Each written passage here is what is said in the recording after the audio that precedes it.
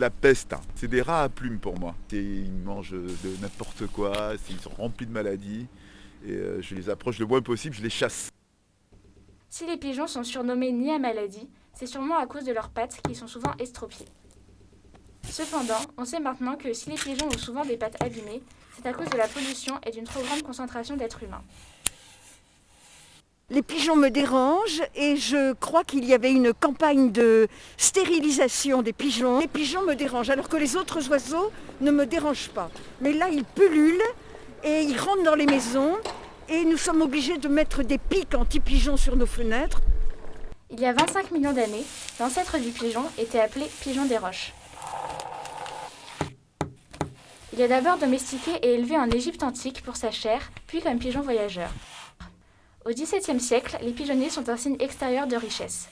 Avant l'apparition des engrais chimiques, les pigeons étaient très utiles pour leur déjection. Elles constituaient un engrais pour la culture de chanvre et de tabac et pouvaient même faire partie d'une dot. Les pigeons sont utilisés à des fins militaires depuis l'Antiquité et jouent un rôle primordial dans les guerres de siège. On se sert des pigeons voyageurs lors de la Première et de la Seconde Guerre mondiale. On demande même aux pigeons de prendre des photos des dispositifs ennemis. De nombreux pigeons reçoivent de hautes distinctions militaires et des monuments leur sont dédiés. Au XXe siècle, l'espace urbain est progressivement redéfini comme un domaine réservé aux êtres humains. Les animaux liminaires comme les pigeons ou les rats sont donc considérés comme des intrus. Pourtant, ils n'ont plus la possibilité de vivre dans la nature, ils font donc partie intégrante de la société.